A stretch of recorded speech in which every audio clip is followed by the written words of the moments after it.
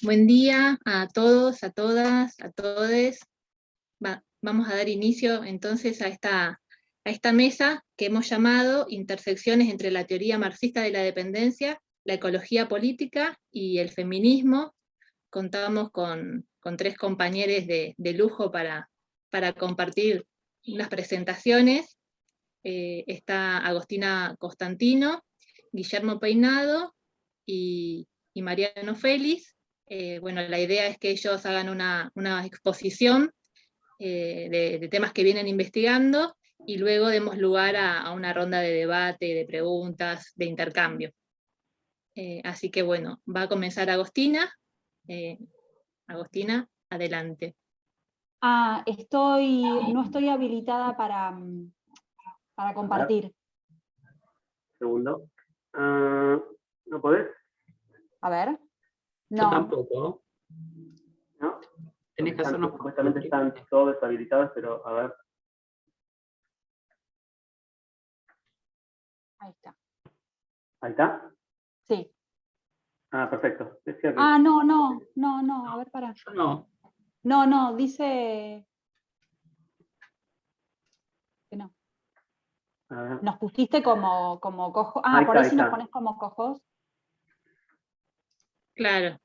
Ahora sí. Ahí está. Ahora sí. Había una opción ahí más que faltaba. Listo. Ahí.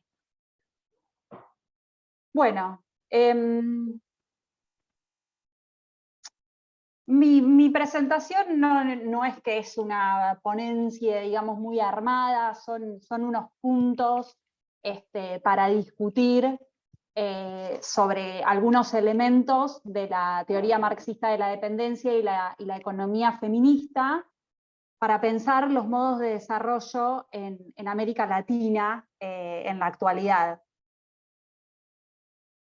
Antes de pasar a la TMD, digamos, y a la economía feminista y al análisis o a los comentarios sobre los modos de desarrollo en la actualidad, quería hacer como una breve introducción sobre la cuestión de género, digamos, a grandes rasgos, la cuestión de género en los estudios del desarrollo, y cómo la teoría marxista, o el lugar que la teoría marxista de la dependencia ocupa dentro de esa literatura sobre la cuestión de género en los estudios del desarrollo.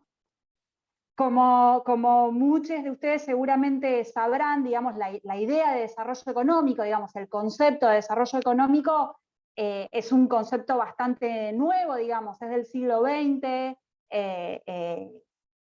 digamos, particularmente surge, digamos, después de la Segunda Guerra Mundial, ¿no? Como en el contexto de la Guerra Fría, ¿no? Como la forma, digamos, que dentro del capitalismo, ¿no? Dentro del polo capitalista durante la Guerra Fría, se intenta legitimar, digamos, esta idea de avance, esta idea de progreso que los países subdesarrollados pueden tener dentro del capitalismo. En ese contexto es que surgen, digamos, todas las agencias internacionales financiadoras de programas de desarrollo que conocemos en la actualidad, ¿no? El Banco Mundial, el BID, el BIRF, digamos, todos instituciones internacionales financiadoras de programas de desarrollo. ¿Qué rol jugaba el género, o más específicamente la mujer, digamos, porque a decir verdad en ese momento todavía no se hablaba de género, se hablaba en todo caso si se hablaba de mujeres y varones? ¿Qué rol ocupaban las mujeres en esos programas de desarrollo, en los primeros programas de desarrollo, digamos, a partir de la Segunda Guerra Mundial? Bueno, digamos, era una visión, digamos, la visión más estereotipada, digamos, y más caricaturizada que puede haber, digamos, sobre la mujer en su rol de cuidadora, digamos, y de encargada de las tareas domésticas. Estos programas de desarrollo financiados por estas agencias internacionales estaban divididos en dos grandes partes. Una parte que se denominaba financiamiento para el desarrollo, y que lo que otorgaba era financiamiento para la producción, financiamiento para reconversión tecnológica, capacitación técnica y demás, o sea, todo lo que implicaba ese desarrollo entendido como modernización, como crecimiento, digamos, y como progreso, y la visión era que quienes estaban a cargo de esas tareas productivas necesarias para la modernización eran los varones. Entonces, estos programas destinaban esos fondos de financiamiento exclusivamente a los varones. Y una segunda parte de los programas de desarrollo se denominaba asistencia para el bienestar, que era una parte residual, digamos, y que eran fondos que tenían que ver con educación para los niños y las niñas, salud, educación doméstica y demás, y toda esa parte estaba destinada a las mujeres, porque las mujeres se encargaban de esas tareas y no se encargaban de las tareas productivas, ¿no? Esta visión un poco cambia en los 70s, incluso dentro del propio paradigma, digamos, de la ortodoxia, digamos, y desde adentro mismo del liberalismo, con un libro que saca una economista que se llama Esther Bousrup, que es, digamos, es un libro, es un estudio, digamos, bastante seminal, que si bien es digamos, surge dentro del liberalismo, digamos, es un feminismo bastante liberal, es un estudio que es bastante seminal para la perspectiva de género, digamos, sobre el desarrollo económico. Lo que hace Bousrup, básicamente, en el estudio, ella quería estudiar los efectos que habían tenido estos programas de financiamiento de la posguerra en la productividad y en las formas de producción en algunos países de África, ¿no? No tenía necesariamente desde un principio una perspectiva de género el estudio, ya quería ver el efecto que habían tenido sobre la productividad este tipo de programas, y lo que termina encontrando en estos países africanos que ella estudia es que como consecuencia de estos programas de desarrollo, digamos, no solo no mejoró la situación de las mujeres campesinas en estos países africanos, sino que en muchos casos se empeoró la situación de las mujeres, porque previo a los programas de desarrollo, las mujeres efectivamente sí se encargaban de tareas productivas, y como estos programas de desarrollo estaban enfocados a los varones, las mujeres fueron relegadas de un montón de tareas productivas que antes tenían asignadas. Y con ese corrimiento, digamos, de las mujeres de la escena de la producción, en muchos casos, en muchas comunidades, lo que termina encontrando es que también las mujeres perdieron el estatus, digamos, incluso de líderes que tenían en muchas de las comunidades, ¿no?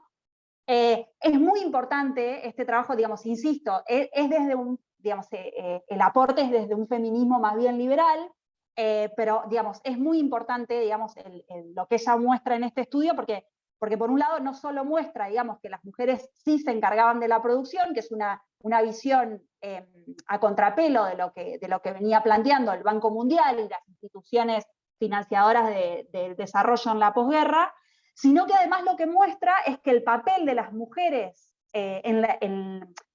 digamos, la distribución del trabajo de las mujeres entre tareas productivas y tareas reproductivas no era el mismo en los distintos países. No en todos los países las mujeres cumplían el mismo rol en la producción y en los cuidados.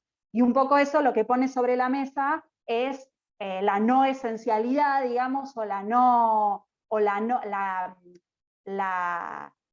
una explicación no biológica, digamos, en por qué las mujeres en algunos países se dedicaban más a las tareas de cuidados y en otros. Justamente lo que encuentra no es lo mismo en todos los países. Entonces la explicación no es biológica, sino que es más bien cultural, ¿no? Aporta, digamos, esa idea de la dimensión cultural a la concepción de género de las mujeres.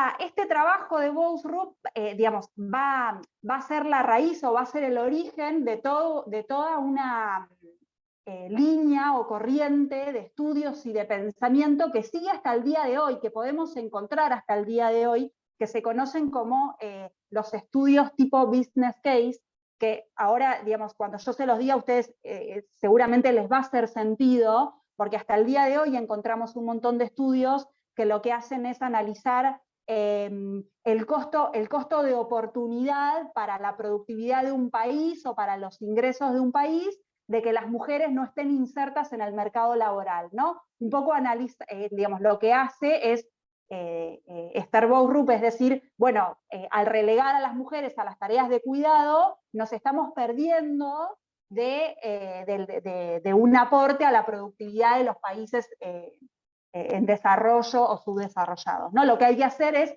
incluir a las mujeres en el desarrollo, por eso es que también toda esta parte de la literatura se denomina WID, ¿no? Women in Development, ¿no? El rol de las mujeres en el desarrollo. Como crítica, pero digamos, lo que quiero decir es, esa línea de estudios sigue vigente, digamos, y muy vigente, y es casi mainstream al día de hoy en los estudios, digamos, de género y desarrollo, ¿no? Como crítica a esta postura, digamos, surgen algunas posturas heterodoxas que la literatura agrupa como WAD, ¿no? Women and Development, bastante original, ¿no? Como le ponen los títulos a las corrientes, que lo que hacen estos estudios críticos, que también son de los 70s, 80s y en adelante, es decir, no es cierto que la mujer no forma parte del desarrollo, todo lo contrario, ¿no? La mujer forma parte de los procesos de desarrollo, pero de una forma subordinada, ¿no? Dentro dentro de esta corriente o dentro de este grupo de literatura es donde podemos encontrar lo que se puede rescatar, digamos, de la TMD respecto a la visión de género o al rol de la mujer en el desarrollo que tiene la TMD. En general, en las recopilaciones de bibliografía o de literatura que se encuentran, se menciona la teoría marxista de la dependencia dentro de la corriente de Women and Development, pero se menciona la visión, no solo la visión del norte, sino también la visión del resto de los países del sur global que hay sobre la teoría marxista de la dependencia, que es Baran y Suisse, digamos, como mucho Gunder Frank, pero no hay mención en absoluto, digamos, a Rui Mauro Marini, a Dos Santos puede ser, pero a Vania Bambirra tampoco, digamos, es esa visión que se tiene, digamos, por fuera de América Latina de la teoría marxista de la dependencia, ¿no? Digamos, mucho Gunder Frank, pero no, digamos, no Marini, no Bambirra y demás. Yo creo que, bueno, eso es, digamos, imagino que tiene que ver con las pocas traducciones que hay de las obras de Marini y demás. Digamos, muy sintéticamente, ¿qué es lo que plantea la teoría marxista de la dependencia? Bueno, lo que plantea es que la expansión del capitalismo a lo largo de la historia genera regiones y naciones diferenciadas desde el punto de vista de la apropiación del valor en países centrales y países dependientes, ¿no? En los países centrales el capital se valoriza produciendo para los trabajadores y las trabajadoras para el mercado interno, y en los países dependientes el capital se valoriza produciendo bienes para la exportación y para las clases altas locales. En este sentido, digamos, digamos, un concepto muy importante, digamos, clave dentro de la teoría marxista de la dependencia, es esta idea de superexplotación del trabajo que introduce Marini, que lo que dice Marini es la superexplotación del trabajo es una característica de los países dependientes, digamos, es lo que caracteriza la acumulación de capital en los países dependientes, y consiste básicamente en que en este tipo de países el capital, digamos, puede atentar contra las condiciones de vida de los trabajadores y las trabajadoras, y es posible, digamos, el pago de salarios por debajo del valor de la fuerza de trabajo, ¿no? Ahora, lo que digamos, no menciona a Marini, digamos, de repente desde la actualidad les pedimos, digamos, que hayan mencionado todo lo que nosotros querríamos que hubieran mencionado, pero digamos, no menciona una cuestión fundamental o la forma, si se quiere, más esencial de superexplotación del trabajo, que es justamente el trabajo doméstico no remunerado, ¿no? El trabajo doméstico no remunerado permite que, digamos, el pago de salarios por debajo del valor de la fuerza de trabajo, ¿no? La provisión de esos cuidados no remunerados hacen que sea posible la superexplotación del trabajo, ¿no? La que sí lo menciona, digamos, si bien no es como la obra fundamental de ella, pero, digamos, una de las referentes de la teoría marxista de la dependencia que sí trabaja este tema, es justamente Vania Van Birra, ¿no? Insisto, no es, ella tiene un par de trabajos, y con un par es literal, digamos, 2 o 3 publicaciones en donde ella aborda el problema de la mujer, y digo la mujer porque se hablaba en términos de mujer-varón, digamos, no se hablaba en términos de género en esa época. Tiene un par de trabajos donde ella aborda el problema de la mujer en la acumulación de capitales en los países dependientes, pero no son los trabajos por lo que ella es reconocida, digamos. Ella es reconocida por la caracterización que ella hace de la acumulación de capitales en los países dependientes, ¿no? Pero, digamos, se pueden encontrar, digamos, un par de trabajos de ella al respecto, en donde aborda justamente la importancia de los trabajos no remunerados en la superexplotación del trabajo en los países dependientes. Ella lo que hace en estos trabajos es una doble crítica, ¿no?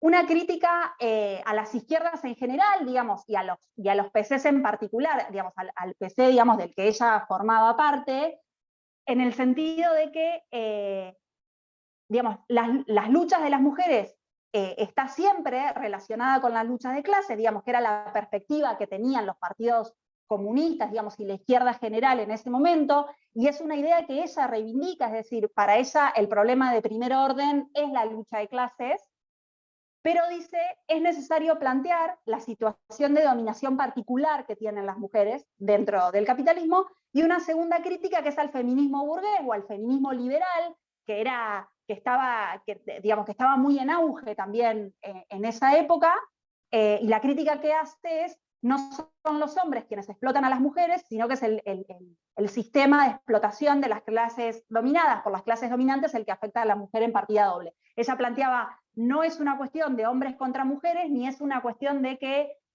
por sí mismas todas las mujeres tienen los mismos intereses como para, digamos, que era más o menos como lo que planteaba el feminismo liberal en los 70, ¿no?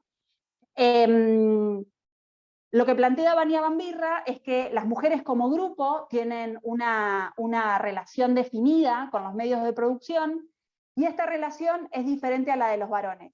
La posición específica que ocupan las mujeres en la estructura económica tiene que ver con sus obligaciones en las tareas de reproducción, en las tareas domésticas, cuyo producto no está destinado al mercado ni es remunerado, ¿no?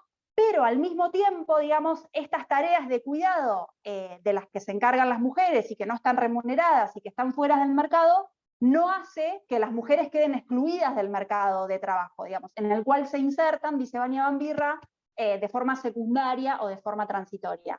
Este planteo que hace tiene algunas consecuencias, ¿no? En primer lugar, que las mujeres pasan a tener una doble, esto, digamos, no es una interpretación, digamos, esto era el planteo que ella hace en estos trabajos, ¿no? Las consecuencias de este lugar particular que ocupan las mujeres en la acumulación de capitales hace que las mujeres pasen a tener una doble carga de trabajo, pero que no es doblemente remunerada, sino que por el contrario perciben siempre salarios inferiores a los varones.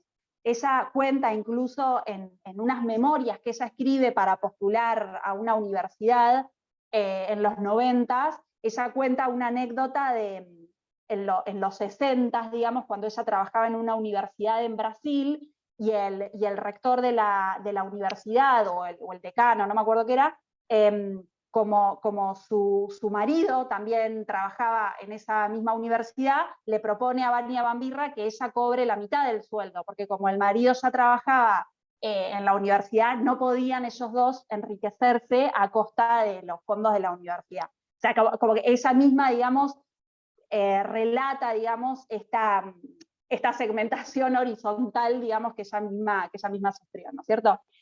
Entonces, en primer lugar, esto, ¿no? Que reciben salarios siempre inferiores a los varones, y en una sociedad donde el valor se determina por el dinero, el hecho de que las mujeres ganen menos hace que se constituyan como un grupo inferior y que su trabajo por fuera de la lógica mercantil no sea considerado como trabajo. Y por último, que las mujeres pierden, junto a su capacidad de ganar lo suficiente para su propia subsistencia, también su autonomía como sujetos.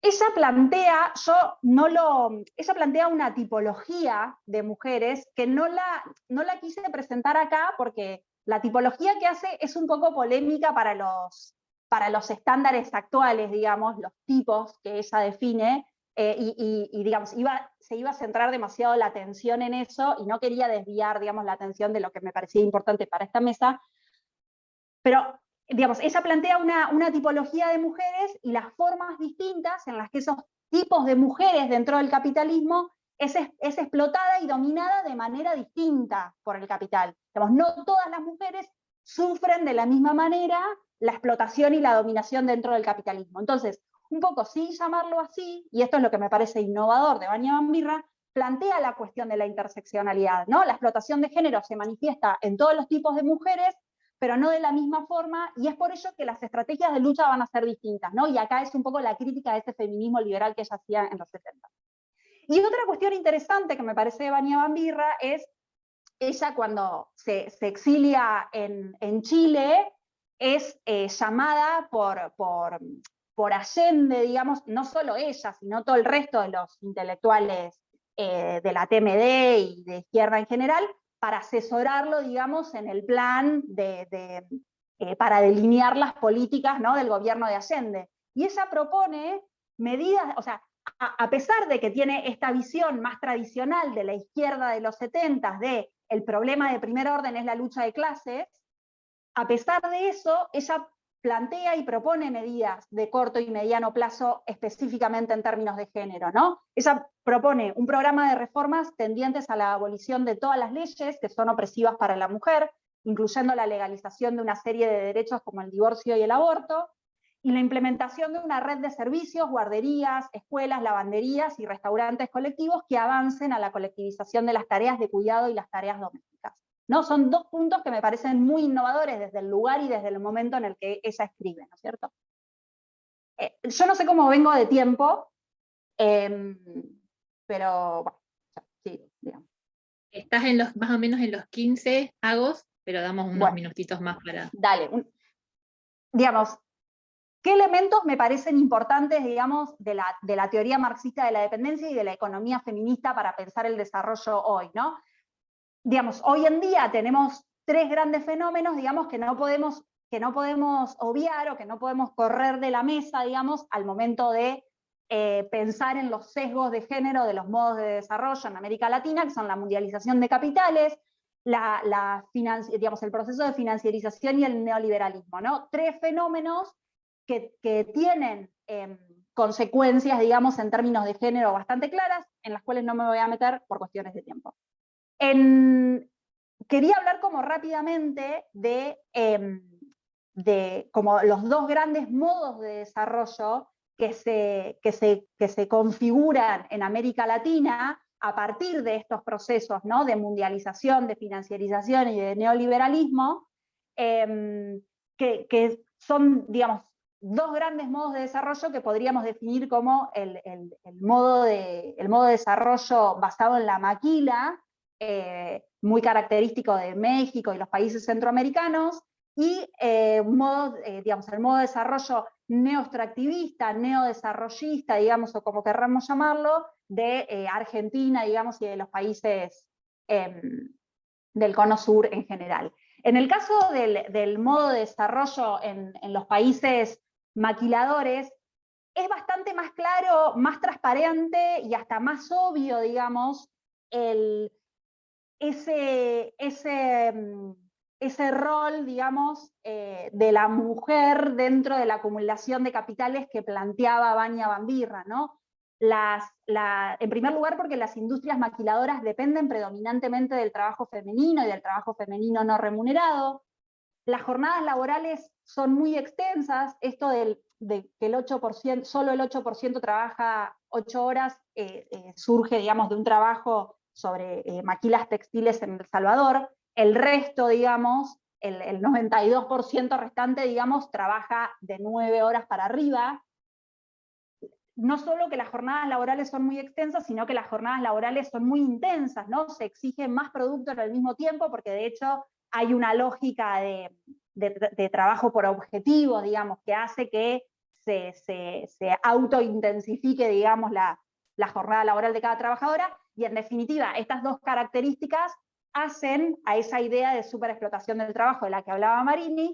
Y por último, otra característica de los países maquiladores es que las mujeres que no logran insertarse en la maquila se ven obligadas a migrar, constituyendo lo que en economía feminista se llaman las cadenas globales de cuidado, es decir, la inserción de esas mujeres migrantes en tareas de cuidado en los países desarrollados, en donde cobran salarios muy bajos, muy malas condiciones y demás. Es decir, acá es como bastante más claro, ¿no? Ese rol de género en la acumulación de capitales. Ahora, en los países con modos de desarrollo extractivistas, neodesarrollistas, también, digamos, aunque resulte menos directa esa asociación, después Mariano seguro que va a desarrollar mucho más esto, pero digamos, en este tipo de países como Argentina, digamos, el tipo de inserción externa, requiere de 3 elementos fundamentales, a mi juicio, seguramente muchos más, para explicar el empeoramiento de las condiciones de vida, en particular de las poblaciones en los últimos años, ¿no? Y esos 3 elementos son la concentración de la tierra, el uso de la tierra destinado casi exclusivamente a la producción para la exportación. Yo acá diría, tal vez no solo la tierra, digamos, en general los recursos naturales, ¿no? La concentración de los recursos naturales, el uso de los recursos naturales casi exclusivamente para la exportación, y el aumento en los niveles de pobreza y precarización de la vida de las mayorías de las personas. Y estos 3 elementos, condición necesaria para el tipo de inserción externa de nuestros países, tienen un sesgo claro de género también, digamos. La propiedad de la tierra está casi exclusivamente en manos de varones,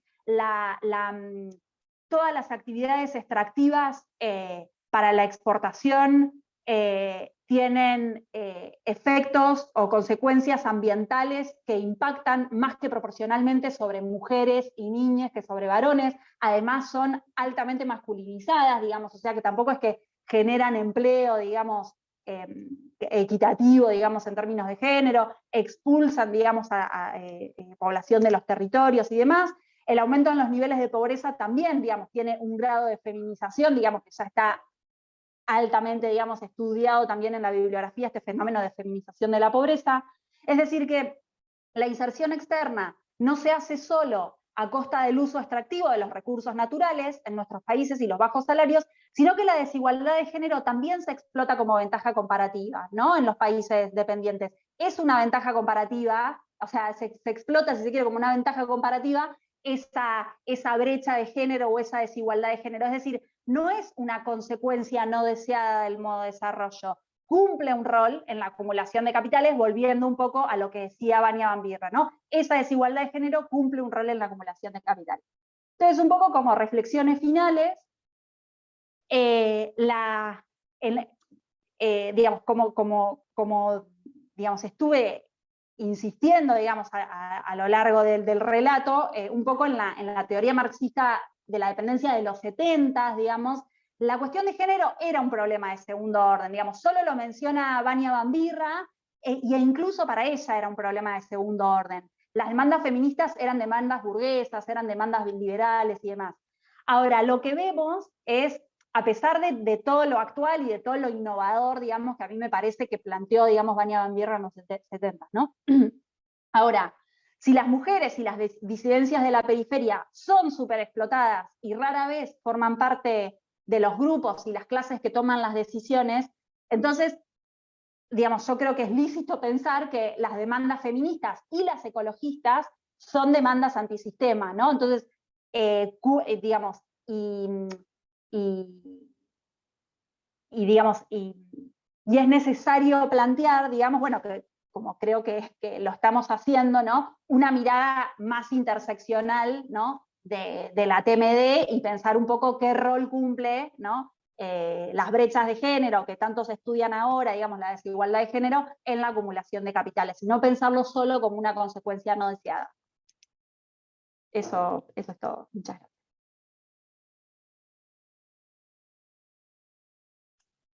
Bueno, muchísimas gracias, Agos. Muy rico todos los puntos que introdujiste al debate. Nos quedamos pensando, a partir de tu presentación, para seguir discutiendo con Mariano, con Guillermo, y después para el debate, un primer gran eje que vos planteaste, que es la invisibilización del trabajo de mercado, el trabajo, entre comillas, productivo de las mujeres en las visiones del desarrollo predominantes, y de la invisibilización también del rol de cuidado en la acumulación capitalista de esas visiones predominantes. Y cómo, digamos, cuando se empieza a incorporar desde esas visiones a las mujeres al trabajo de mercado, se lo hace justamente desde una visión productivista, ¿no? En el marco de la crisis internacional de mediados de los años 70, y esa incorporación dentro de las visiones del desarrollo de las mujeres, del trabajo de las mujeres, no genera un cambio sustancial en lo que es el trabajo de cuidado. Entonces hay una incorporación de la mujer al aporte al desarrollo que de alguna manera resuelve, ¿no? la tensión en la tasa de ganancia, aumenta la productividad, se la incorpora desde ese lugar en las visiones predominantes del desarrollo. Luego, la recuperación del pensamiento de Benjamin Birra, como hace ya muchas décadas estas cuestiones, ¿no? esta incorporación del trabajo, del cuidado y del trabajo productivo estaba vigente ya en la teoría de la dependencia y su visión marxista, inclusive planteando cuestiones de intersecciones y también propuestas al respecto en el pensamiento de Benjamin Birra, y luego la forma que toma el trabajo de la mujer, ya sea el trabajo para el mercado o el trabajo de cuidados, en la superexplotación del trabajo, en la industria, en industrias de maquilas, que es las industrias que predominan en países como bueno, los que tenemos en América Latina, y también en países como Argentina, o países que se dedican más a la exportación y a la explotación de recursos naturales. Así que con todos estos elementos sobre la mesa nos quedamos pensando y damos lugar a la segunda presentación, que la va a hacer Guillermo Peinado. Él es de la Universidad Nacional de Rosario y es presidente de la ASAUE, que es la Asociación Argentina-Uruguaya de Economía Ecológica. Adelante, Guillermo. Dale, bueno, muchas gracias, Pau. Bueno, muchas gracias por la invitación, Mariano, y también a vos, porque me parece que introdujo, digamos, algunas cosas de las que me voy a agarrar, si bien yo voy a elaborar más la cuestión ecológica de alguna manera, pero me parece que tiene, digamos, algunas cuestiones que van en común, sobre todo en esto de pensar, digamos, los elementos invisibilizados, digamos, un poco de los modos de desarrollo, ¿sí? En ese sentido me parece que la naturaleza también es un elemento fundamental en el modo de desarrollo imperantes, pero que está totalmente invisibilizado, digamos. Entonces, bueno, vamos a trabajar un poco esa idea. Como bien decía Pau, bueno, yo vengo de la Universidad Nacional de Rosario, formo parte, soy presidente de la Asociación Argentina-Uruguaya de Economía Ecológica, y después tenemos un grupo de investigación en temas de economía, ambiente y sociedad dentro de la UNR, que es un poco donde venimos trabajando estas cuestiones. Un poco el esquema propuesto, que voy a tratar de sintetizar, digamos, pero es partir un poco desde la economía ecológica, digamos. Vamos a ver brevemente o sintéticamente qué sería la economía ecológica, porque hay muchas economías y ambientes, digo, está la economía verde, la azul, la marrón, la circular, la bioeconomía, digo, hay nombres para tirar para arriba, pero bueno, vamos a tratar de definir un poco ahí desde dónde nos paramos, vamos a trabajar algo de lo que son los indicadores biofísicos, el concepto de intercambio ecológicamente desigual, que es un poco en el que voy a hacer eje, digamos, y para trabajar un poco el tema de la deuda ecológica, la creencia ecológica, un poco en línea con estas discusiones del canje de deuda por naturaleza y demás, que están apareciendo muy fuerte en países como Argentina, para ver cómo eso, digamos, tranquilamente puede ser parte de un esquema de centro-periferia, de un análisis más de economía política, digamos, incorporando estas otras dimensiones. Para pensar, digamos, ¿qué sería la economía ecológica? Digo, más allá de las distintas definiciones y las discusiones con otros enfoques, creo que la clave, digamos, de la economía ecológica, o lo disruptivo, digamos, es la observación de la realidad. Y básicamente entender que lo que nosotros siempre entendemos como el sistema económico, digo nosotros, sobre todo los que venimos de las licenciaturas en economía ortodoxas, digamos, o algunas heterodoxas también, digamos, tiene esta lógica de que el sistema económico es el todo. Y en realidad, el punto de partida de la economía ecológica es que existe ese sistema económico, pero que es un subsistema, que está dentro de un sistema social y cultural, que es lo que básicamente plantea el feminismo, digamos, entender cómo esas relaciones sociales van configurando esas relaciones económicas, en un proceso obviamente dialéctico, digamos, no es que lo social determina lo económico y nada más, sino que obviamente hay una interrelación, pero que esa lógica de lo social excede muchas veces la lógica de lo económico, y pensar ese subsistema económico dentro de un sistema natural.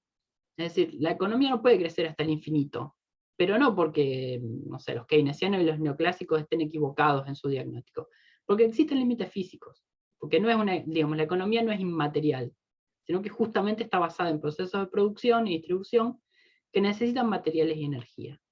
Y esos materiales y energía, en términos genéricos, muchos provenientes del sol o de distintos procesos biogeoquímicos, digamos, ingresan a ese subsistema económico bajo la forma de materiales o bajo la forma de energía con baja entropía, pero después salen de ese subsistema, no pueden circular.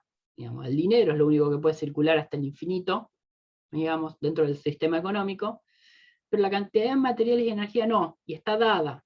Y además en ese proceso unidireccional de transformación de los materiales y de la energía, tenemos residuos, contaminación y energía de alta entropía, que es decir, energía que no sirve para realizar procesos productivos, que no tienen la misma capacidad de generación de movimiento.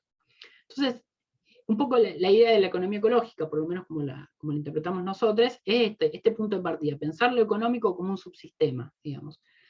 Y ahí, digamos, ahí implica redefinir un poco la economía y pensar que, a mí me gusta mucho esta frase de Aguilera, de que siempre nos enseñan conceptos que solo sirven para pensar la economía como un sistema cerrado, como ese sistema que explica todo, digamos. Y eso deja de ser operativo cuando asumimos que la economía es un sistema abierto, que entran materiales y energía y que salen materiales y energía, ¿sí? Que está de manera interdependiente, no solo con el sistema natural, sino también con el sistema social.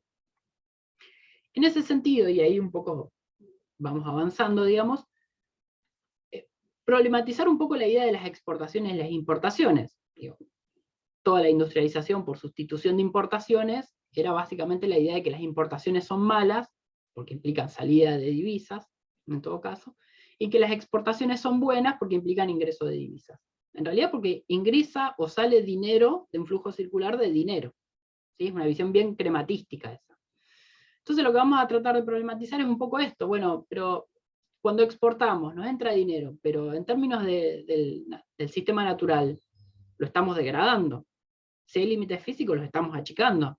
Digo, si la cantidad de gas está dada, porque no creamos gas, en realidad encontramos un yacimiento que ya estaba, digamos, en realidad cuando vos estás exportando estás achicando ese límite físico.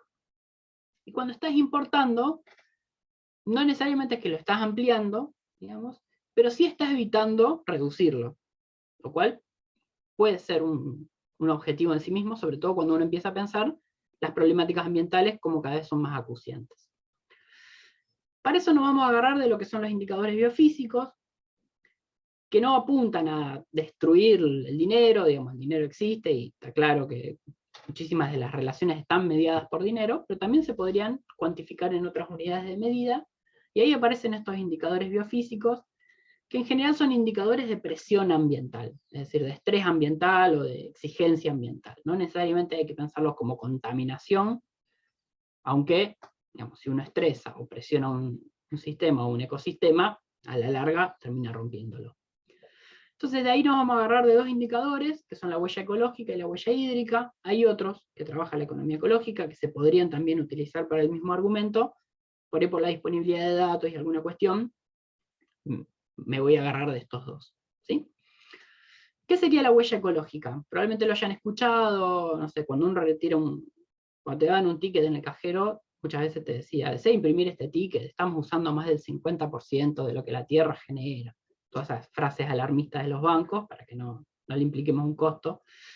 Está basado en la idea de huella ecológica, que es básicamente el área productiva, ya sea en términos de suelo o de agua, que es necesaria para producir los bienes que consumimos, que se producen, digamos, y para absorber los desechos.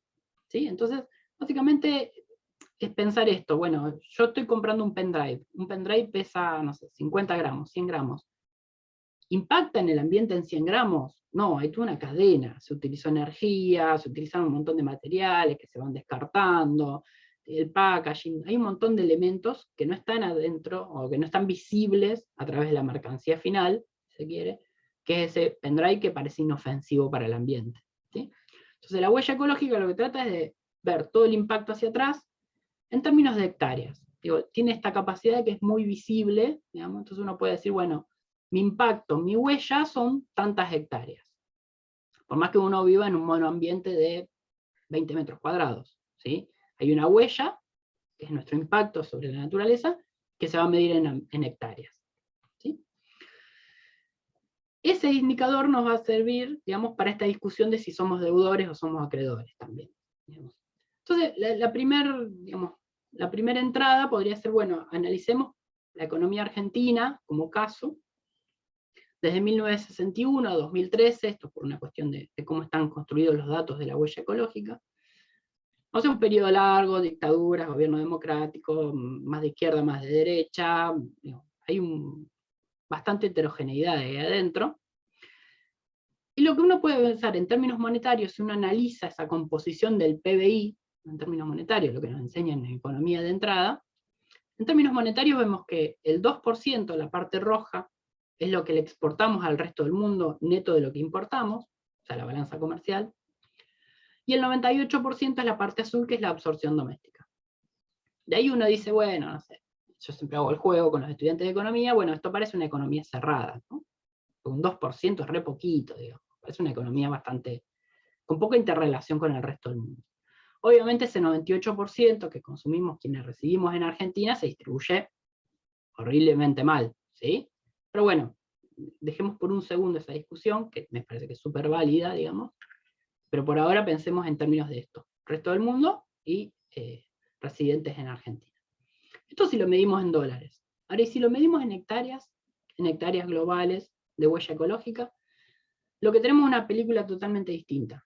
Digamos, del total de huellas de hectáreas globales utilizadas para producir bienes y servicios, supongamos que fueron 100 hectáreas, ¿sí? Casi 33 fueron utilizadas para bienes que exportamos. Y las otras 2/3 partes para los bienes que se consumen domésticamente. Es decir, 1/3 del impacto ambiental que se genera en Argentina a través de este indicador, se lo podemos asignar al resto del mundo. En realidad son actividades productivas que se realizan dentro de Argentina, pero para satisfacer necesidades, si se quiere, de otros países.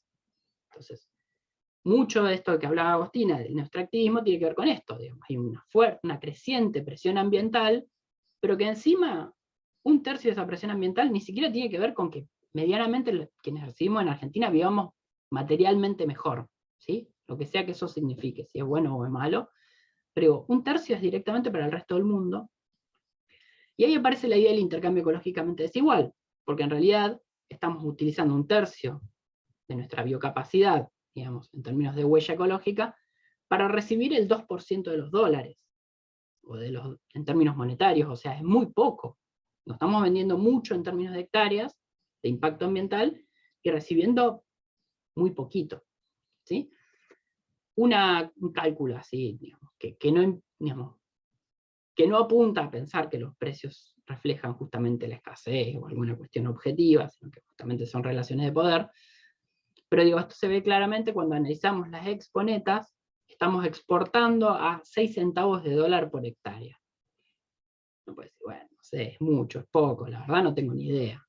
Ahora, la absorción doméstica es a una relación de 1,46 dólares por hectárea. O sea, claramente estamos teniendo mucho impacto ambiental por el que recibimos, o sea, no es robo, no es piratería, pero pega en el palo. Digamos, son 6 centavos de dólar por hectárea global de huella ecológica respecto a 1,46. O sea, ¿se entiende? Digo, ahí aparece la desigualdad. Estamos exportando materiales y energía por 2 mangos. ¿Sí? La verdad que ni siquiera es negocio, en términos, aunque sea monetarios, ¿sí? Aunque sea en términos crematísticos, digamos.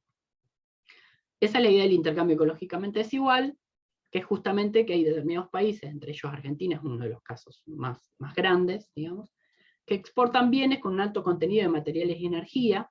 ¿Sí? Nosotros hablamos más de materiales y energía, no de recursos naturales, pero bueno, sería como la analogía si se quiere, y somos importadores y además consumidores de bienes que no tienen tantos materiales y energía, o sea, que no impactan tanto sobre el ambiente. Mucho del impacto ambiental que genera Argentina no tiene que ver con quienes residimos en Argentina, o nuestros patrones de consumo, sino con los patrones de producción. Lo cual también juega en términos internacionales, porque que el país, vuelvo un segundito, pensémoslo como el resto del mundo está comprando bienes con alto impacto ambiental, que está evitando realizar dentro de sus países, pero a su vez pierden, porque salen divisas, pero fíjense que es un 2%, o sea, no es mucho dinero, ¿sí?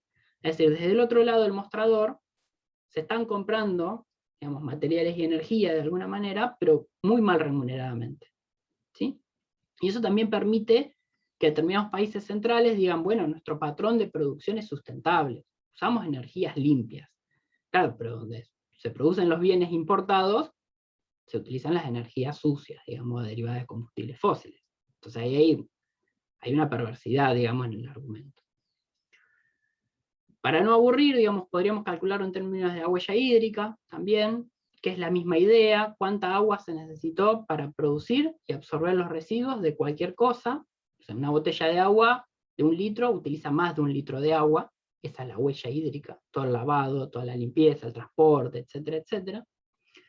Si lo hacemos en términos de huella hídrica, cambia el periodo, 1996-2005, por la fuente de datos, pero fíjense que en términos monetarios, nuestras exportaciones netas representaban el 1% del producto, y en términos de huella hídrica, más del 60%.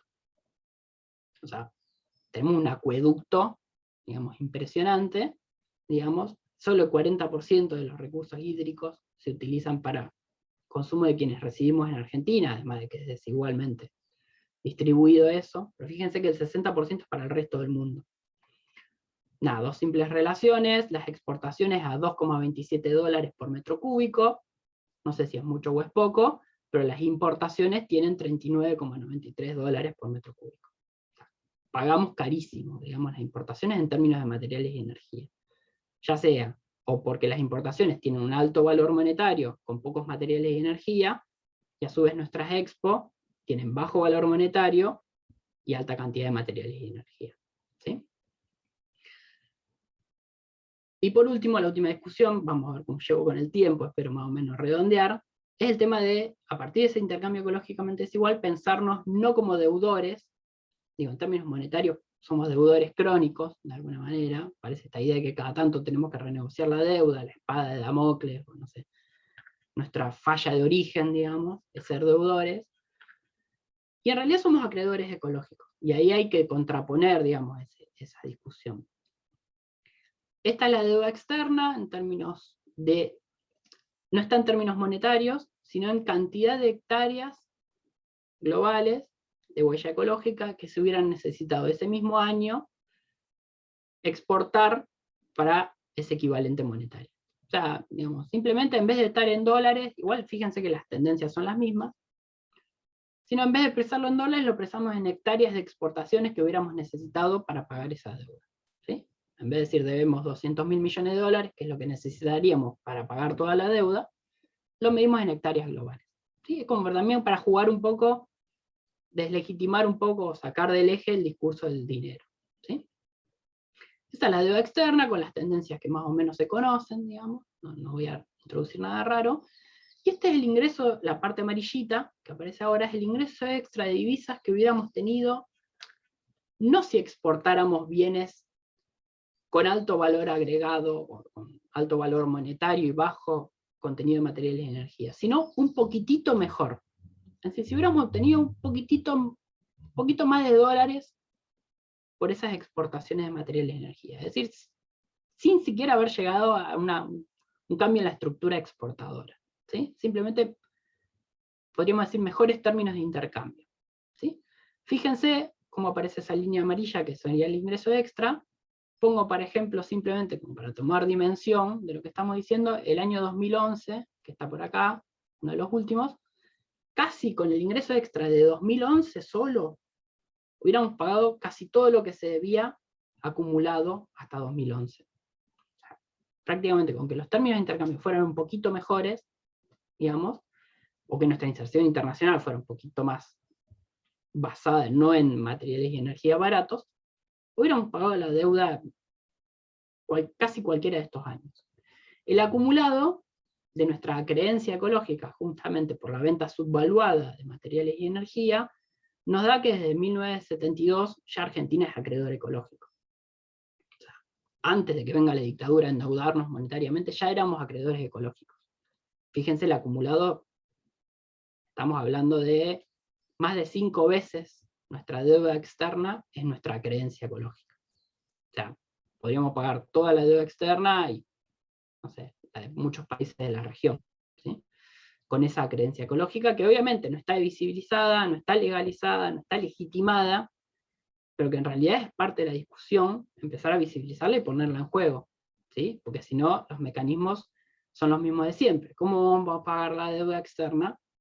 Exportando lo que exporta Argentina, que ya vimos que es básicamente materiales y energía, por 2 mangos.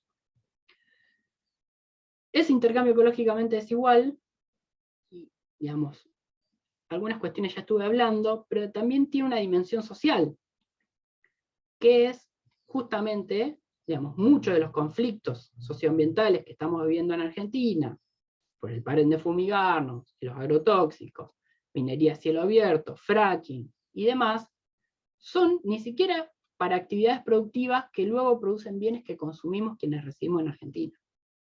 Es justamente para producir bienes con alto contenido de materiales y energía, por los que vamos a cobrar 2 mangos, y encima tenemos la conflictividad social, y tenemos los impactos sociales de los que hablaba Agos, más los que un poco mencioné a través de esos conflictos.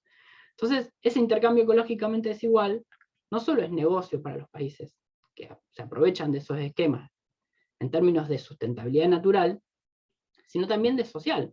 Son sociedades que te dicen somos re poco conflictivos, claro. Todas las actividades que son conflictivas las hacen que se produzcan en otros países, ¿sí?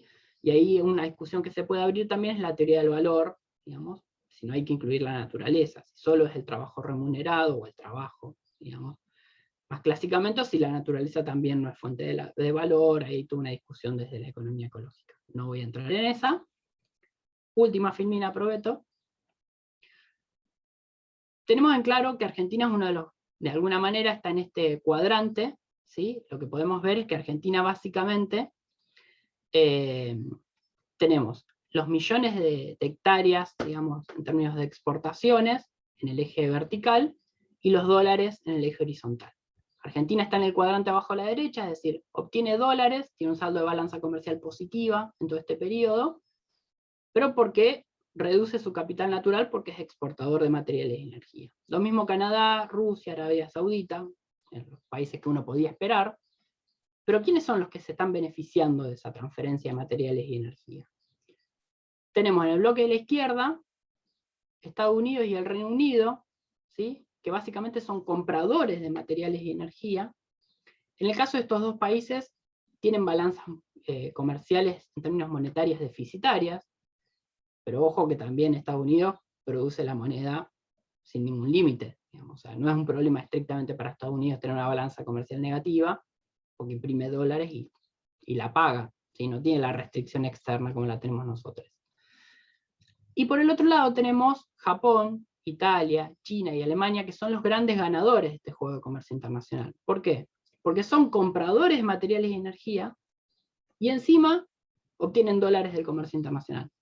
O sea, básicamente lo que están haciendo es comprar bienes que tienen altísimo impacto ambiental a 2 mangos, y exportan muy caro, si se quiere en términos relativos, bienes con bajísimo contenido de impacto ambiental. Entonces, de alguna manera, con esta idea del intercambio ecológicamente desigual, también uno puede hacer un mapa, de alguna manera, de quiénes son los que se están beneficiando de la inserción internacional que tienen países como Argentina. Esa inserción de Argentina es común a casi toda América Latina, ¿sí? y a algunos de los otros países como Arabia Saudita, Rusia y Canadá. Bien, espero no haberme pasado mucho con el tiempo, pero bueno, quería dejar esas ideas.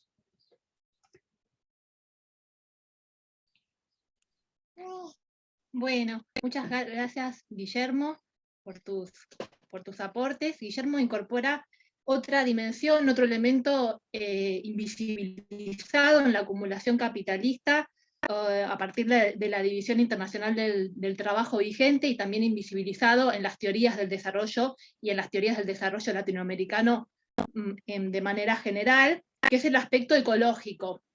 Y cómo a través de la idea de intercambio ecológicamente desigual, a través de la huella ecológica y la huella hídrica, como elementos que miden la dimensión ecológica en la economía, se incorporan elementos también claves para pensar el desarrollo latinoamericano y para pensar problemas estructurales característicos de nuestras economías, como la contracara de la acumulación que conlleva siempre el endeudamiento implica también que somos acreedores en cuanto a los recursos naturales, y la necesidad de pensar otros problemas estructurales como la restricción externa, que está anclada en que la acumulación da lugar a que el excedente se envía bajo distintas formas al exterior, que son elementos que son abordados, por ejemplo, por la teoría marxista de la dependencia, pero cómo esta dimensión está centrada en los dólares y no tiene en cuenta el déficit de recursos naturales propio de la acumulación también extractivista. Así que con estos elementos damos lugar a la presentación de Mariano Félix. Él es investigador del IDICS, el Instituto de Investigaciones en Humanidades y Ciencias Sociales, de CONICET, por la Universidad Nacional de La Plata. Adelante, Mariano. Gracias, Pau. Yo no voy a usar no voy a presentar una filmina ni nada, filminas, qué antigüedad. Pero voy a un poco retomar algunas de estas discusiones que han planteado Agos y Guillermo, que me parece justamente que aportan elementos claves para repensar los aportes de la teoría marxista de la dependencia y poder utilizarla, digamos, para pensar el desarrollo y los límites del desarrollo capitalista en nuestras regiones, incorporando debates que hoy están en el centro de la escena, ¿no?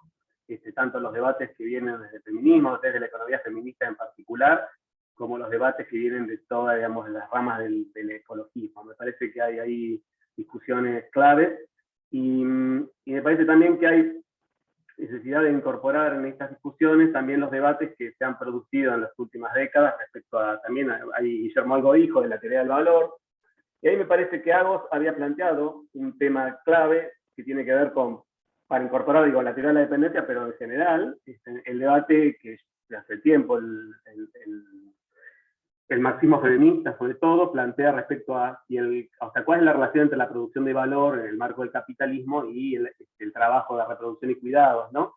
De qué manera se articulan los procesos de producción para el mercado, que son los tradicionalmente pensados como procesos de producción de valor, y cómo estos procesos se articulan con las tareas de reproducción y cuidado que son centrales, como esto ya lo tenemos bastante claro a esta altura, en la producción y reproducción de la fuerza de trabajo, y por lo tanto en la producción y reproducción del capital, y por lo tanto en la producción y reproducción de la sociedad capitalista.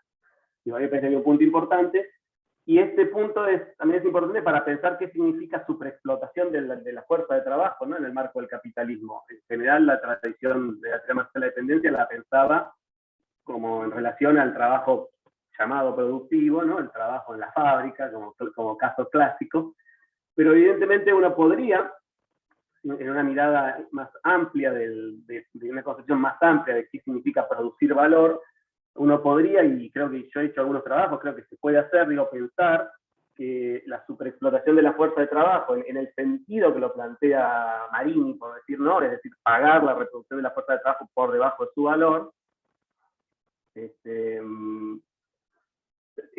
podría incluir también el trabajo de reproducción y cuidado, digamos, ¿no? Es evidente que buena parte de ese trabajo se realiza en condiciones de alta precariedad, donde los cuerpos, particularmente de las mujeres, sufren enormemente a la hora de, por la intensidad, por la extensión de esos trabajos, por el hecho de que muchos de esos trabajos son prácticamente 24 horas todos los días, trabajos de reproducción y cuidado que se realizan en territorios muy vulnerables, ¿no? Los barrios populares, que también son casi siempre en cabeza de las mujeres, en el cuerpo de las mujeres, y evidentemente esas actividades, esos trabajos, mayormente no remunerados, son por un lado elementos centrales en la producción de valor, porque abaratan la reproducción de la fuerza de trabajo, abaratan la reproducción del capital, que no tiene que hacerse cargo de eso, en términos monetarios, ¿no? En términos de redistribuir, digamos, asignar valor a estas actividades, pero digo, lo que produce sobre quienes lo desarrollan es un desgaste prematuro de su fuerza de trabajo, su capacidad de trabajar. Más aún, en el caso de, y esto lo señalaba Agostina y Paula también lo marcó, en el caso de las mujeres que en las últimas 5 décadas, desde mediados de los 70, han irrumpido en el mercado de trabajo más remunerado, ¿no? Si uno mira la historia reciente del capitalismo, hay como un proceso por lo menos en un conjunto de países, esto seguramente es distinto, no es una cosa tal vez generalizada, pero en Argentina sí hay, los datos estadísticos muestran que hasta mediados de los 50 había una tendencia a la salida de las mujeres del mercado de trabajo formal remunerado, lo que no quiere decir que no trabajaran en las fábricas, que muchas fábricas había, y muchos espacios de producción había muchas mujeres trabajando de manera asalariada, pero a partir de los años 60 este proceso, digamos, se invierte, podríamos decir, ¿no? Hay una irrupción muy grande. Este doble proceso de irrupción de las mujeres en el mercado de trabajo remunerado y el hecho de que siguen sosteniendo las tareas de reproducción y de cuidado mayormente, en estas condiciones de superexplotación, que es la característica que tienen estas actividades en países dependientes, evidentemente aumenta el desgaste y el prematuro desgaste de esta fuerza de trabajo, digamos, de la vida de las mujeres, y empeora sustancialmente la calidad de vida. Me parece que es un tema interesante e importante para tratar de profundizar en estas discusiones, ¿no? En comprender esas articulaciones. Porque esto obviamente, aparte que uno lo ve, también esta dimensión del trabajo superexplotado, que en las miradas más tradicionales, en la teoría marxista de la dependencia, aparecían como sin género, digamos. Está claro que también ahí hay un elemento para incorporar, porque es evidente que la superexplotación de la fuerza de trabajo en el trabajo productivo, entre comillas, ¿no? También está generizado, ¿no? Hay un sesgo de género muy marcado en algunos sectores particulares de la producción capitalista, donde hay una inserción de mujeres mucho más superexplotadas. Ahí Agostina hablaba del caso de la producción de maquilas, ese es un caso muy prototípico, pero en países como Argentina, donde ese tipo de producciones tal vez no son tan mayoritarias, también ocurre que hay procesos de producción que incluyen a una enorme cantidad de mujeres que son claramente superexplotadas. Me parece que eso también es un elemento a la hora de pensar esta idea de la superexplotación de la fuerza de trabajo, de que es necesario incorporar para caracterizar mejor los procesos de desarrollo y sus límites en nuestros países. Y cuando escuchaba a los compañeros ahí hablar, pensaba también que hay una categoría que en la teoría marxista de la dependencia juega un rol también clave para entender el proceso específico de desarrollo de algunos países, de algunos territorios, como es la categoría de subimperialismo, ¿no? El subimperialismo es esta expresión que implica que determinados territorios, generalmente caracterizados como Estados-nación, pero no necesariamente, el capital logra, digamos, el capital, aún siendo dependiente o aún con características dependientes, logra trascender las fronteras de esos territorios para aprovechar la explotación posible de territorios adyacentes o poblaciones adyacentes. Y esto ocurre en el caso de Brasil, que era el caso que Marini y Ivania Birra también, digamos, ¿no? Como tenían como prototipo, pero uno podría pensar, esta es una enorme discusión que no quiero saldar acá, solo lo propongo como una discusión, también podría pensar en el caso de China, el caso de la India y otros, que han logrado, digamos, pegar un salto, superar ciertos límites en la capacidad de desarrollo en el marco del capitalismo, aún permaneciendo en relaciones, el caso de China es muy específico y muy particular, pero en general, en una situación, digamos, de relativa dependencia respecto del capital en los países centrales, o del capital central. Y pensaba que estos procesos de subimperialismo también involucran relaciones de género desiguales, ¿no? Porque la expansión de Brasil del capital de Brasil a los territorios colindantes supone procesos de explotación de fuerza de trabajo y de naturaleza que también son desiguales en términos de género, claramente, seguramente, si nos ponemos a estudiar, ahí detrás de eso hay procesos de superexplotación desigual en contra de las mujeres y cuerpos feminizados. Me parece que eso también son interesantes líneas para abordar la problemática del concepto y el papel que tiene el subimperialismo y cómo el capital subimperial hace uso de esa superexplotación fuera de su propio territorio para valorizarse, ¿no? Y para compensar las relaciones de dependencia que tiene con el capitalismo, con los capitales en el centro. Y esto me parece que también es un elemento para pensar, que estaría bueno, se necesita, digamos, seguir estudiando.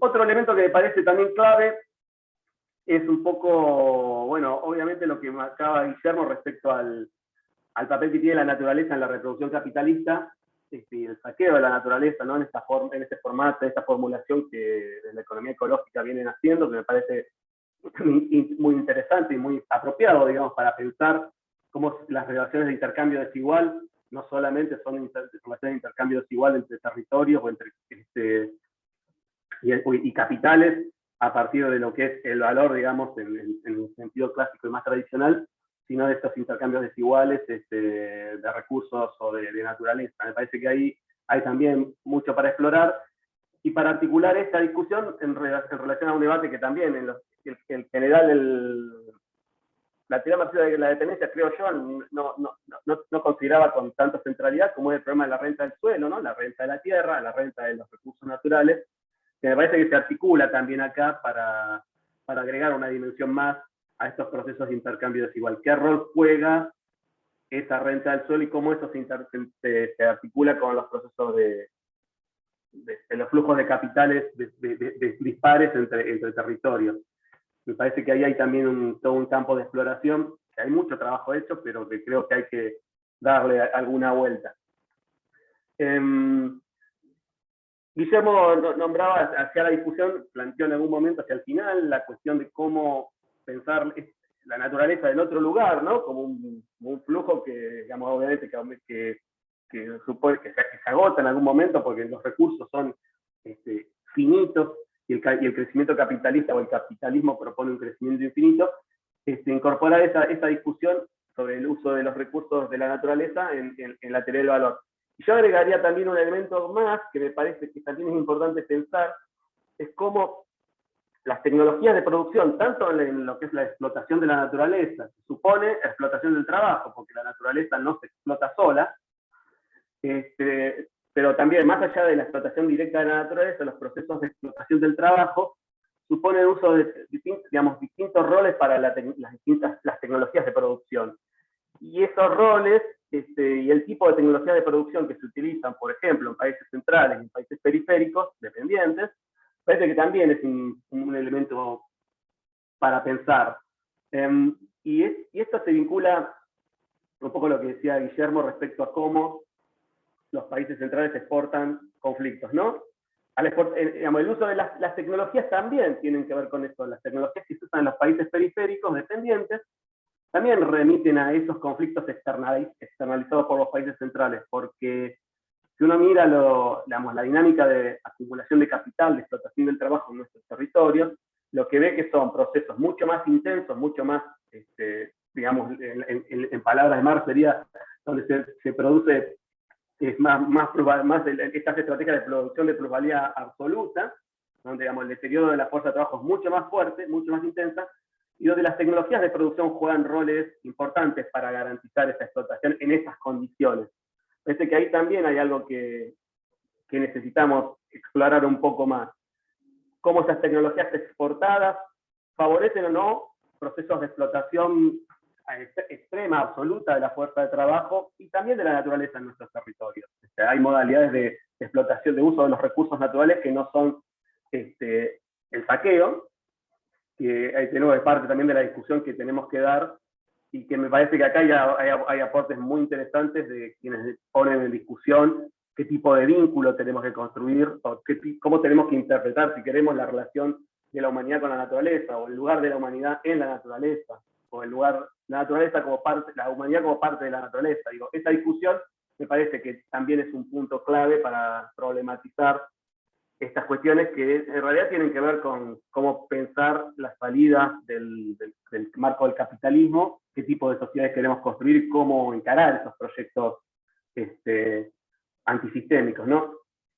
Agos decía que muchas de estas luchas, hablaba ella de las luchas del feminismo, pero muchas también las luchas ecologistas y otras tantas, son antisistémicas. Yo diría que más que antisistémicas, son potencialmente antisistémicas en términos generales, en la medida en que pueden justamente tensionar al sistema.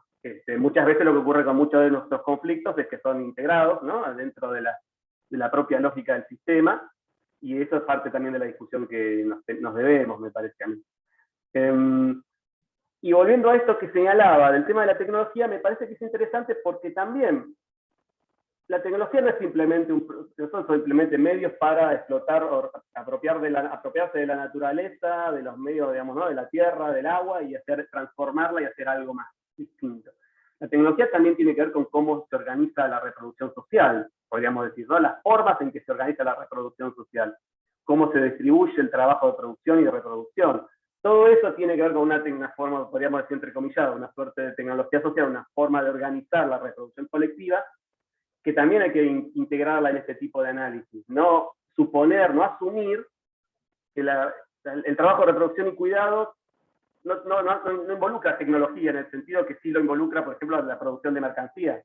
¿No? Parece ser como que a veces tiende a haber como una disociación muy marcada en esto, ¿no? Parece que la tecnología es solo lo que se usa para producir mercancías, y en otro tipo de trabajos eso no es tan importante. Pero a veces se piensa tecnología como decir un lavarropas, una heladera, y es más que eso, mucho más que eso, ¿no? La tecnología tiene que ver con cómo organizamos colectivamente, socialmente, comunitariamente, también las actividades de producción y reproducción. Me parece que también ahí hay una vuelta que hay que darle a estas reflexiones.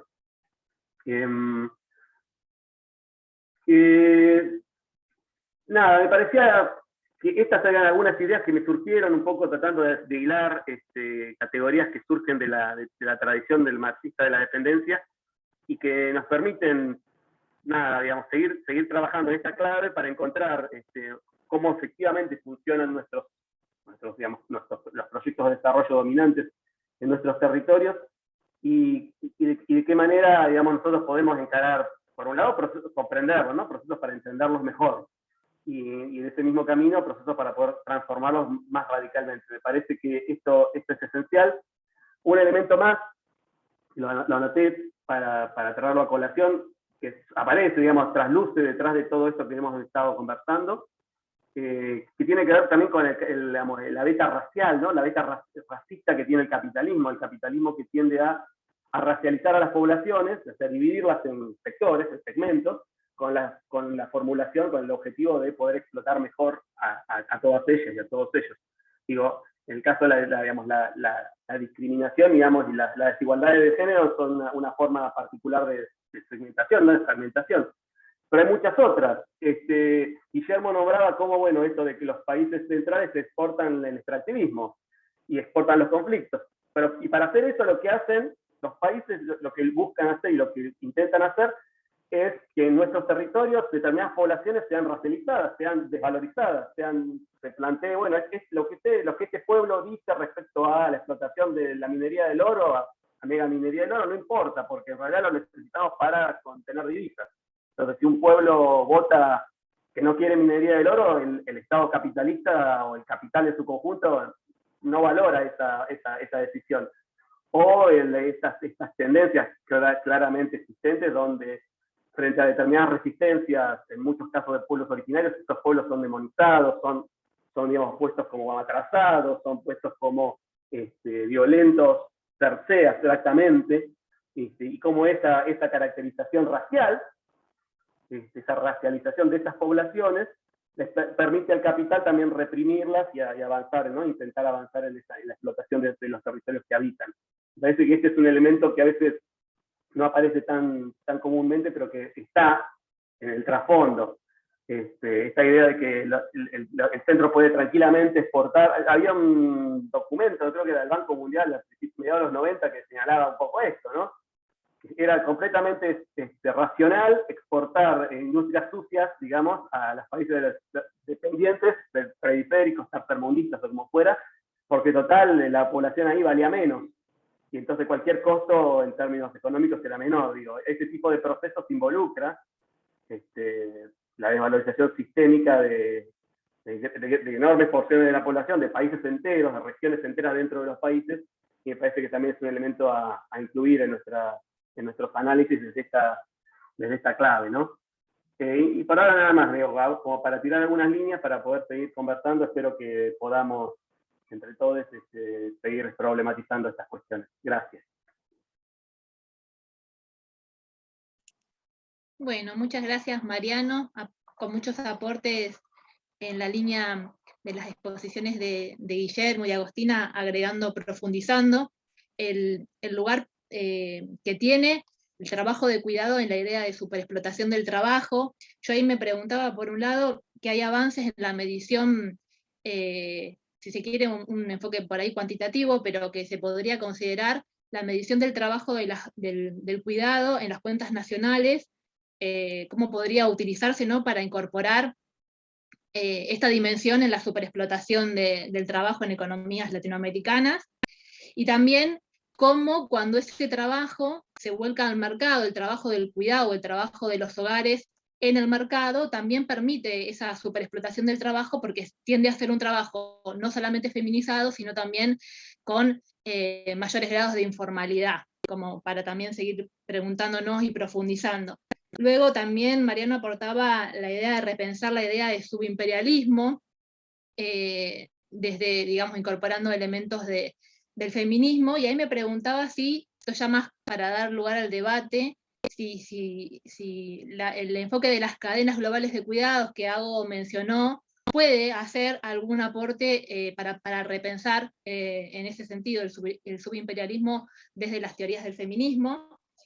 Luego Mariano agregaba al debate, en términos de la naturaleza o del saqueo, la renta de la tierra, que es un elemento que es una asignatura pendiente desde el enfoque, por ahí sí, de la teoría de la dependencia en su visión marxista. Nos hace falta profundizar en ese sentido, con una característica fundamental de la acumulación dependiente. Y también destacaba la idea de la naturaleza, ¿no?, el rol que juega en la reproducción de la vida, vinculado al desplazamiento de las comunidades a través de la producción extractivista. Ahí también me preguntaba el rol de las mujeres en ese trabajo territorial, en el trabajo de la tierra, y el rol de las mujeres en las luchas territoriales en contra del extractivismo como otro elemento a incorporar al debate. Y por último también Mariano incorporaba al debate la cuestión de la tecnología, que también es un elemento que no ha sido abordado desde el enfoque de la acumulación dependiente, y cómo la tecnología históricamente en las visiones de desarrollo predominantes están pensadas desde el capital y no desde la reproducción de la vida. Así que, bueno, estos temas profundizando. Tenemos algunas preguntas en el chat, y si quieren también pueden pedir el micrófono y ir agregando. Estoy con el niño yo y está moviéndose, por eso estoy... A ver, tenemos pregunta primero para Agostina. Norberto dice, ¿se pueden establecer similitudes y diferencias entre las concepciones sobre feminismo, ecología feminista propuestas por Vania Bambirra y Nancy Fraser? Mariano pregunta para Guillermo, ¿cómo cambiaron los intercambios entre los 60 y los 2010? ¿Estamos peor o mejor? Después pregunta para Guillermo, dice, en resumen, ¿qué puntos o alternativas deberíamos entonces considerar para lo que tiene que ver con el desarrollo en Latinoamérica, desde lo que expusiste, si es posible categorizarlo? Pregunta para Mariano también, o Agostina, de Norberto. ¿Conocen si se está discutiendo en algún ámbito académico, político, sindical, la inclusión dentro de un ingreso universal al reconocimiento y pago estatal de trabajo doméstico y de cuidados que llevan adelante principalmente mujeres que no acceden al mercado de trabajo formal, además del que actualmente se realiza mediante el sistema previsional? Bueno, son un montón. No sé si quieren, respondemos esas y después seguimos, ¿les parece? Sí, hacemos así, si les parece. ¿O quieren que las todas? ¿Vamos en orden que arrancamos? Dale, sí, un poco, digamos, como comentario general, porque son muchas preguntas, y son igual la parte también, si alguien quiere intervenir, digamos, en la charla, digamos, también puede abrir su micrófono. Respecto a la comparación con Fraser, sí, digamos, yo creo que, digamos, siempre se pueden hacer esas comparaciones. Hay una cosa de Vania Bambirra, que yo creo que, o sea, bueno, no, yo creo que no, o sea, tiene mucho que ver con una cuestión de época, de que ella, digamos, tampoco se autodenominaba feminista, digamos, ella era muy crítica del feminismo, digamos, refiriéndose al feminismo liberal, ¿no es cierto? Y eso creo que es una similitud con Fraser, ¿no? La crítica al feminismo liberal, si se quiere, y la crítica también a que no simplemente poniendo, si se quiere, mujeres en puestos de poder o puestos de decisión, se va a cambiar, digamos, la desigualdad estructural en términos de género, que es estructural al capitalismo, al patriarcado. Yo creo que sí hay muchos puntos en común, siempre, digamos, como teniendo como el cuidado de no descontextualizar. Un poco yo también decía, bueno, Vania Bambirra, sin decirlo, habla de interseccionalidad. Yo no sé realmente si ella estaría o no de acuerdo con la idea de interseccionalidad. Ella en su análisis da a entender eso, pero bueno, digamos, con esos cuidados de sacar, digamos, de su tiempo a las autoras que leemos, yo creo que sí, digamos, y mucha, digamos, buena parte de la economía feminista y del feminismo crítico en general, si bien se retoma poco en general a Vania Bambirra, incluso dentro de la economía crítica en general se la retoma poco, yo creo que digamos, más que en México, que es donde más se han difundido también las ideas de Marini, se la retoma poco, y creo que habría que retomarla y leerla un poco más, ¿no? Respecto a si existen, no sé si voy a ir en orden, pero bueno, si sabemos de la existencia de un ingreso universal, bueno, yo o sea, yo no sé, no tengo idea de que eso se esté discutiendo, digamos, la idea de un ingreso universal para las tareas de cuidado. Lo que sí, por ahí el comentario que me gustaría hacer al respecto es que en general las políticas que tienen que ver con cuidados, donde podríamos incluir, digamos, a la AUH, por ejemplo, digamos, en general desde la política pública se piensa a los cuidados como el cuidado de personas dependientes, ¿no? Entonces, se ata esa política de cuidado a la condición de tener niñas dependientes o no, como si las personas que no tienen niñas dependientes o niñas a cargo no realizaran también tareas de cuidado no remuneradas, y que, digamos, eso también cumple un rol dentro de la acumulación de capitales, y que también, digamos, sería necesario tener en cuenta si queremos pensar en una organización social de cuidados más justa de la que tenemos. Es decir, no pensar los cuidados atados solo a personas dependientes, ¿no? Niñes o incluso ancianes en general, ¿no? Eso que quería como hacer como comentario particular respecto de esa pregunta, pero bueno, no conozco, digamos que no sé si eso se está discutiendo o no. Y bueno, después había como una pregunta respecto... Sí. Si por ejemplo alguien estuvo pendiente...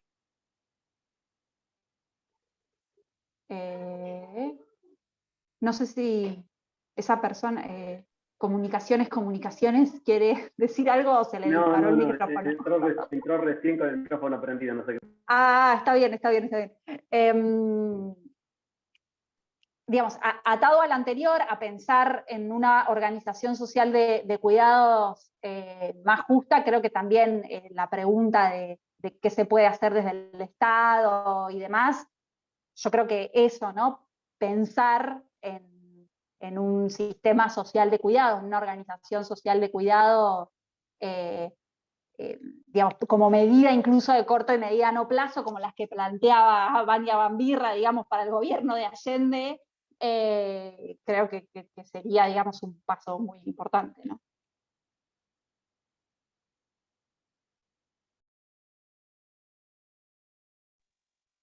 No sé, Guillermo, Mariano, si quieren. ¿Querés que vaya yo, Mariano? Dale. Bueno, la primera pregunta es la tuya, así que, si no me equivoco, la quiero responder con un grafiquito. Yo soy muy de los gráficos, soy positivista no reconocido, digamos. Esta pregunta es digamos, si en los 60 es distinto a los 2000, o digamos, cómo estamos en términos más comparativos. Yo lo que mostré fue el bodoque de todo el periodo, digamos, lo cual obviamente es un promedio ponderado de cosas muy distintas. Pero básicamente lo que uno puede ver acá es el peso de las exportaciones netas, digamos, ese 33%, digamos, abierto en cada uno de los periodos, y como le hice como una línea de tendencia, digamos. Y básicamente hasta el 75, digamos, la tendencia argentina era justamente a desarmar un poco el intercambio ecológicamente desigual. Es decir, a través del proceso de industrialización, digamos, esa sustitución de las importaciones, sobre todo que eran intensivas en valor monetario y poco intensivas en materiales y energía, hay como un proceso donde uno, digamos, podía pensar que Argentina no sé si estaba haciendo lo que hacen los países centrales, pero estaba deshaciendo lo que hacen los periféricos. O por lo menos lo estaba matizando mucho. También porque creció bastante en ese periodo la absorción doméstica. Es decir, si bien la huella ecológica, después vamos a ver, se mantiene más o menos estable, tiene que ver más con el consumo de quienes residen en Argentina y no tanto con lo que le vendíamos al resto del mundo. Eso se quiebra en el 76, digamos, como tantos otros, digamos, variables o procesos que uno puede ir mirando, digamos, donde empieza en el neoliberalismo crudo, digamos, un proceso de incremento de esas exportaciones netas, en términos de materiales y energía, que a partir de los 2000, digamos, pega el pico y después empieza a decaer un poco, ¿sí? Esto tiene que ver, sobre todo esta última decaída, tiene que ver con que empiezan a pesar menos porque crece más la absorción doméstica. No porque durante los 2000 hayamos exportado menos materiales y energía, sino porque se rematerializó el consumo de quienes están en Argentina, ¿sí? Y en ese sentido, digamos, como para cerrar un poco la idea, ¿cómo se logró eso? Digamos, uno puede ver el sector exportador y la contracara, que es la absorción doméstica. ¿Qué es esto? Todo el periodo donde justamente las exportaciones van pesando menos, es el periodo donde se recupera el consumo de quienes residen en Argentina. Y todo el proceso de inserción exportadora más intensiva, en términos de intercambio ecológicamente desigual, es a costa de la huella per cápita de los quienes residen en Argentina. O sea, una persona que reside en Argentina hoy tiene una huella per cápita de 3,5, cuando en el 76 la era de 4,5. O sea, per cápita. O sea, nosotros, digamos, en promedio, hoy, Mariano y yo tenemos una huella mucho más baja que la que tuvieron, no sé, nuestros padres, o, ¿entiendes? Digamos, eso tiene que ver mucho con la precarización laboral, con la pobreza, con la indigencia, obviamente gente que no está consumiendo, digamos, y por lo tanto hace que la huella promedio caiga, ¿sí? Porque hay gente que obviamente se ha rematerializado en términos históricos. Conclusión, digamos, estamos de alguna manera no sé, uno podría pensar, estamos en un camino de tratar de desandar ese intercambio. En realidad me parece que tuvo más que ver con una rematerialización del consumo doméstico. No creo que se esté revirtiendo esa tendencia que arrancó en la dictadura. Pero bueno, te lo podría argumentar de las dos maneras. No es tan claro. Y lo otro, digamos, alguien preguntaba por el tema de las alternativas, digamos, sintéticamente yo querría decir, digamos, para mí, el punto de partida, cualquiera sea la alternativa que uno quiera, digamos, es visibilizar esto. O sea, en la medida que sigamos discutiendo, no sé, la deuda externa, o la política social, o la política productiva, solo con la lógica de lo monetario, todo lo que es intercambio ecológicamente desigual no lo vamos a ver nunca.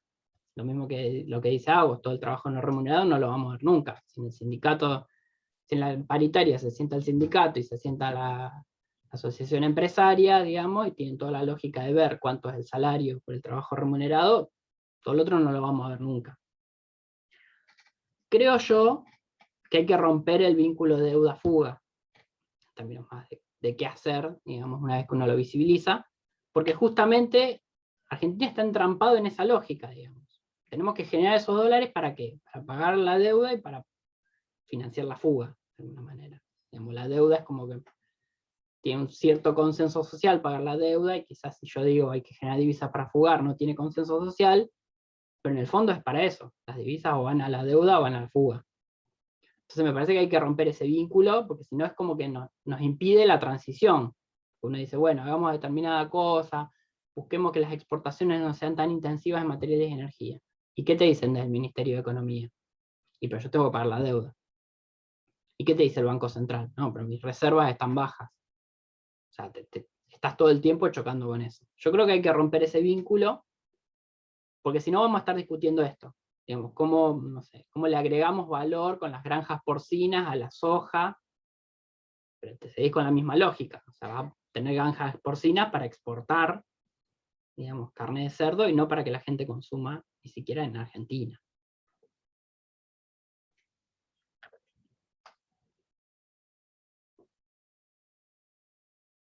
No sé, Mariano, si te respondí, digamos, o si le respondí a Patricio. Sí, por mí está bien. Ya pensé que no sé si vas a querer continuar con alguna de las otras consultas que hay o como que...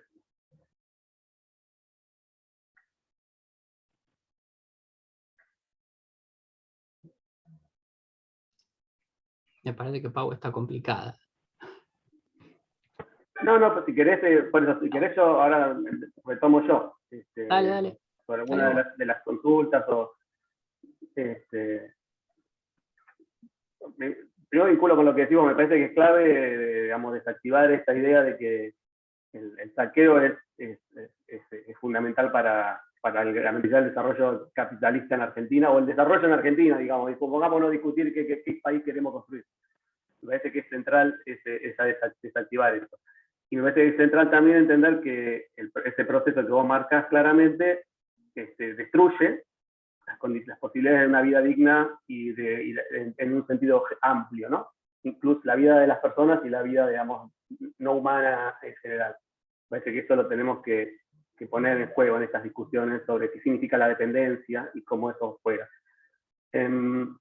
Después, respecto a algunas de las intervenciones de consultas, qué sé yo, me parece que hay algún punto ahí que algo Paula había marcado y algo retomó, que es respecto al tema del reconocimiento estatal a través de ingreso universal del trabajo no remunerado, ¿no? O el trabajo de reproducción y cuidado.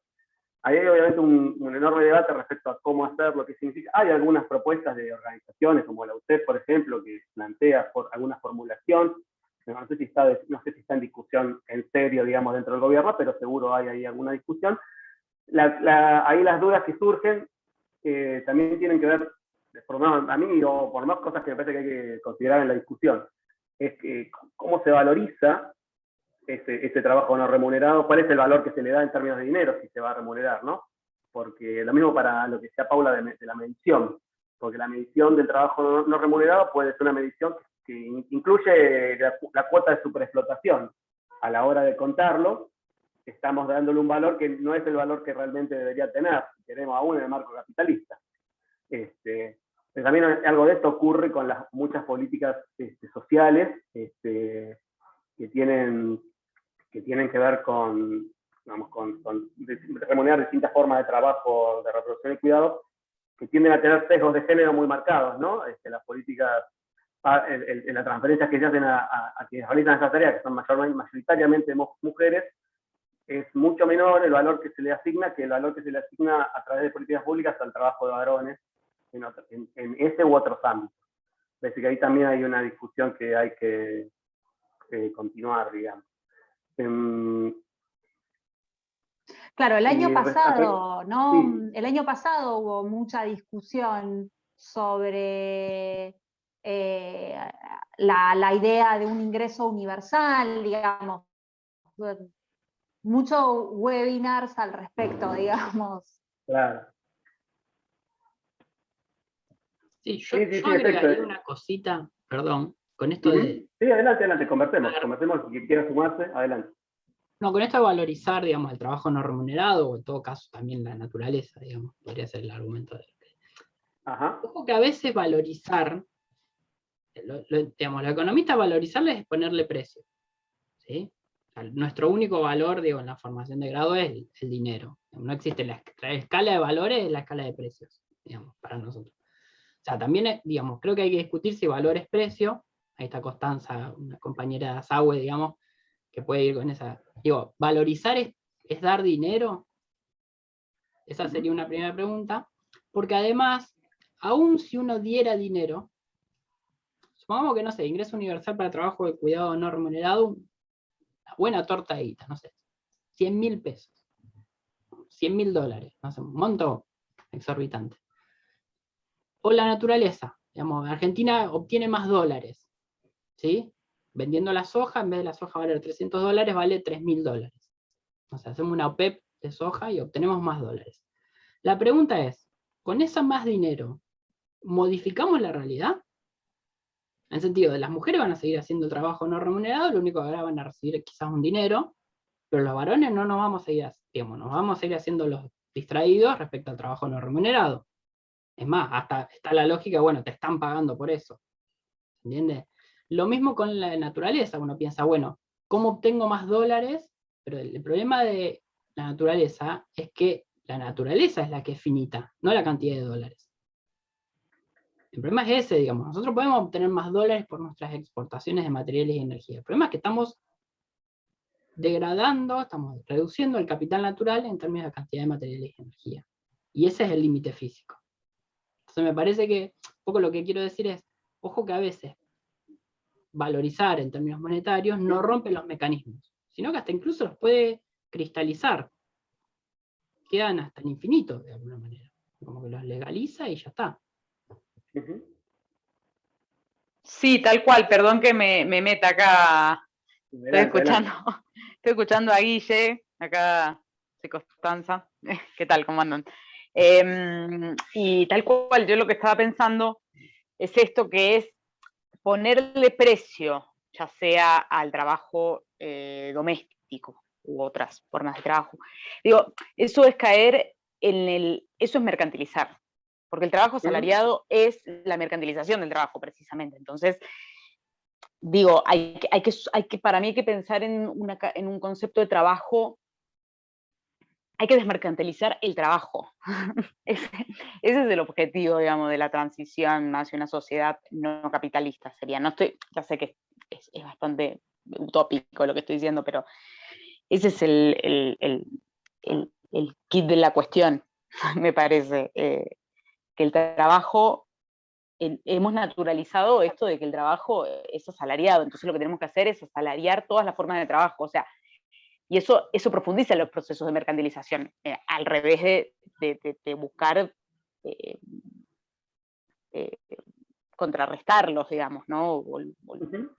Y lo mismo pasa con la naturaleza, digamos, con el agregado de que es mucho más difícil, porque tiene trabajo incorporado la naturaleza como para decir cuál es la unidad de medida o sea, hay valor trabajo, o sea, se aplica la ley de valor trabajo a los servicios ecosistémicos, bueno, ni hablar de que eso es todo un tema. Entonces, creo que, como dice Guille, buscar otras formas de valor, o sea, de romper esa asociación entre valor y precio, y bueno, buscar otras formas de valorar que no pasen por, sí, por el dinero, ¿no? Como sociedad, qué sé yo.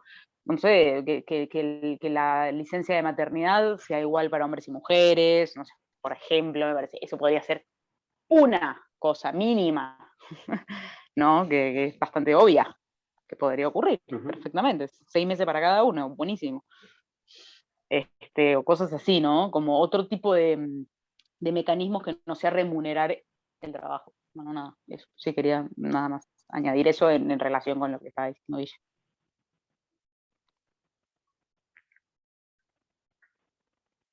No sé, Agos o alguien más, si quieren intervenir en esto o en otra, No, otra sí, de las consultas que hay. no sé si se me escucha ahí, sí. Sí, perfecto. No, en relación a esto que decía Constanza, digamos, claro, un poco lo que yo quería decir usando la idea de organización social de cuidados tenía un poco que ver con eso, digamos. Digamos, la idea de una organización social de cuidados más justa no implica necesariamente, digamos, no necesariamente remunerar el trabajo de cuidado, sino distribuirlo, redistribuirlo de una forma más justa, no solo hacia adentro de los hogares, entre varones y mujeres, sino también entre los hogares, el Estado y la comunidad, digamos, si podemos dividir así tan tajantemente, digamos, a esos tres actores, digamos. Digamos, pensar los cuidados de una manera más social, digamos, y redistribuirlos un poco mejor, que no recaiga solo sobre los hogares y dentro de los hogares solo sobre las mujeres, ¿no?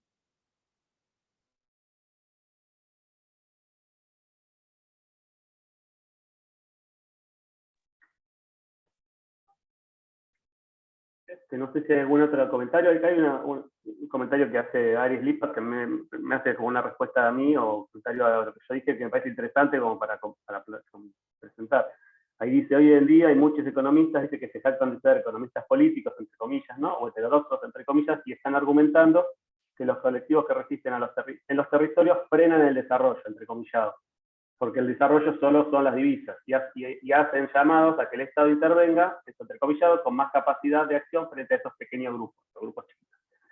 Y Ariel señala, bueno, es deplorable porque estas personas, insisto, a veces son los que aparecen como grandes exponentes del pensamiento crítico, y lo que están pidiendo es opresión y agregaría represión, digamos, ¿no?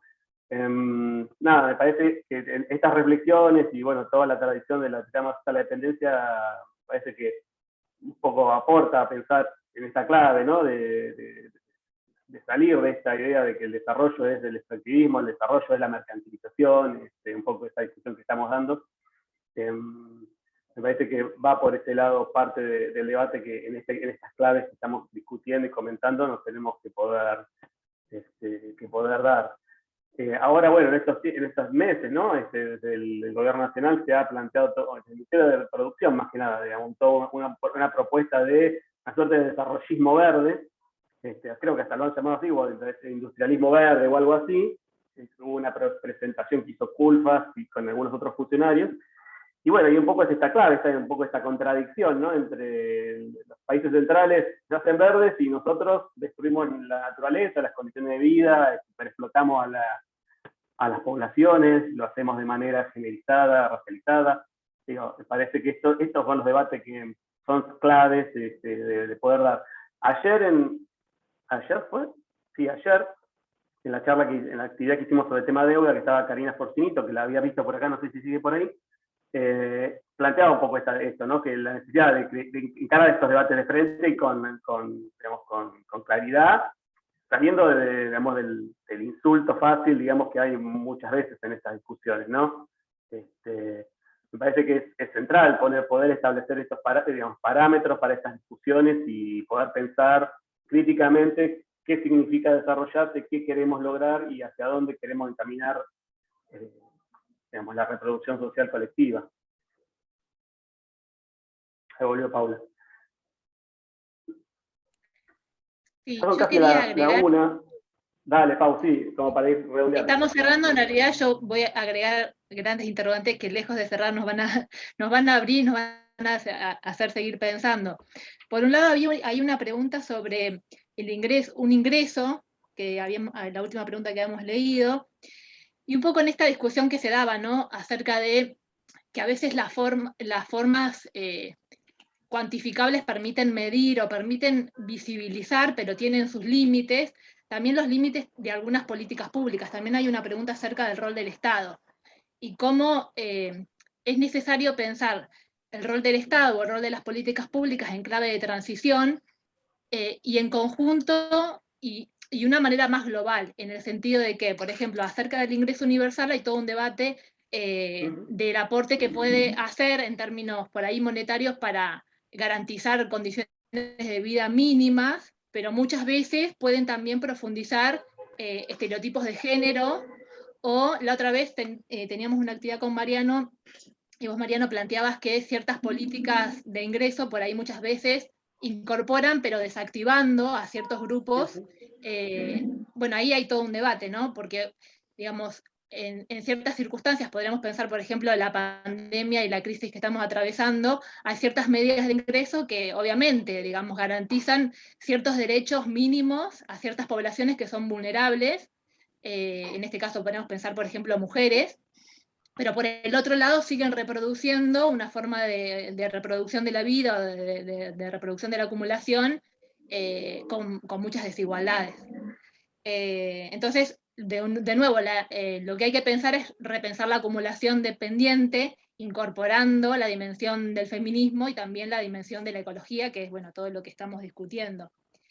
Y después quería preguntarles, en relación a esto, Mariano, que vos contabas, ¿no? del gobierno actual, si conocen algunos trabajos o digamos, acerca de la discusión entre lo que tiene que ver con la explotación del litio, que es uno de los recursos naturales que Argentina tiene reservas y es una discusión que se va a venir. También está Ari, que no sé si puede hablar, pero también podemos contraponer por ahí con la experiencia de Bolivia en el mismo sentido, con los mismos interrogantes, ver si hay algún aporte de Bolivia en ese sentido.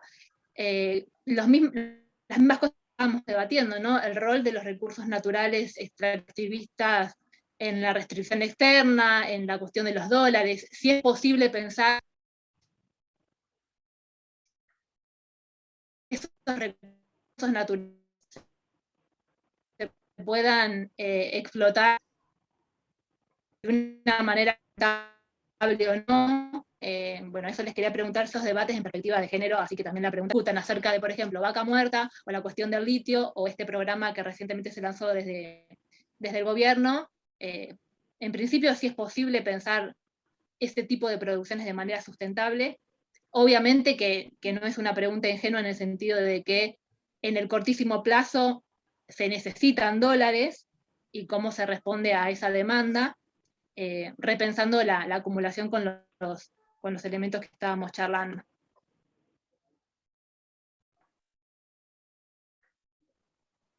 Hola, buenas. Escuché una especie de interpelación.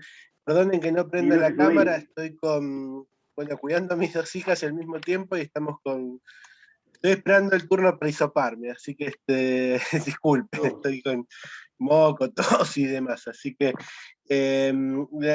digamos, no creo que falta poco para terminar el panel, pero sobre la cuestión del litio y demás, sí me parece una cosa importante mencionar, porque Pau marcaba una especie de contraposición entre una explotación de tipo estatal que plantea Bolivia y demás.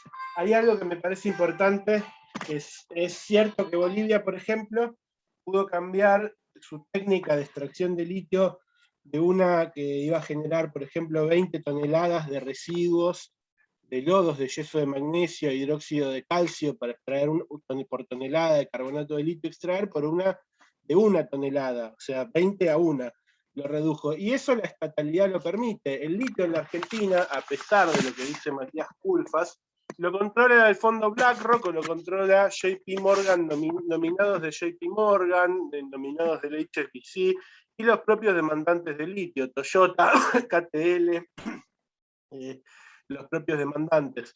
La cuestión es que sí, la estatalidad lidia con eso, lidia con la captura de renta, pero la estatalidad no resuelve estos problemas que comentaba Guillermo, vinculados con el intercambio ecológicamente desigual, con digamos, con los desplazamientos de poblaciones o con los intensos usos de agua dulce, por ejemplo. Esto se puede extrapolar del litio a otras actividades, con los intensos usos de agua dulce en regiones áridas, en detrimento de poblaciones locales y demás, y por procesos típicos de acumulación por desposesión y demás. Entonces, me parece que eso, la cuestión de la mirada de los dólares termina obturando una mirada integral sobre el desarrollo, y me parece que cuando se refieren a, digamos, del gobierno argentino especialmente, a una especie de economía y ambientalismo con la gente adentro, hasta es algo cínico, digamos, ¿no?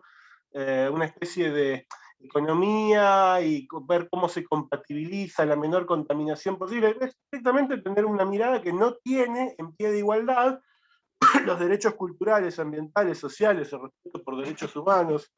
Las violaciones al convenio 169 de la OIT hay igual en Argentina, en Chile y en Bolivia con la estatalidad.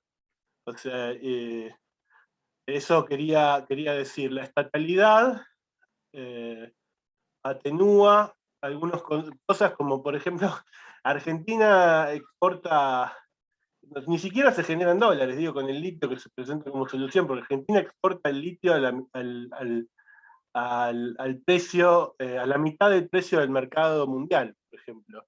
Si la tonelada de carbonato de litio en el 2019 estaba a $12.000, Argentina la exportaba en promedio a 6.000, por ejemplo. Así que esta solución de más proyectos de litio son más dólares, bueno, son más dólares, pero exportando incluso o sea, todo el ecocidio que se está haciendo se hace para eso. Entonces también hay que tener como mucho cuidado de estos usos cínicos del término sustentable, que yo digo que algunos hoy sobreexplotan el término sustentabilidad sin manejarlo, digamos. Me parece, quería hacer esa reflexión que me disparaba y demás esta cuestión. Disculpen un poco lo desordenado vinculado con el contexto. Gracias, Ari, excelente. Siendo la una y un poquito más, no sé si hay alguna intervención o consulta más, o Agos, Guillermo, Paula, quieren como decir algunas últimas palabras, sino como para ir redondeando capaz, ¿no?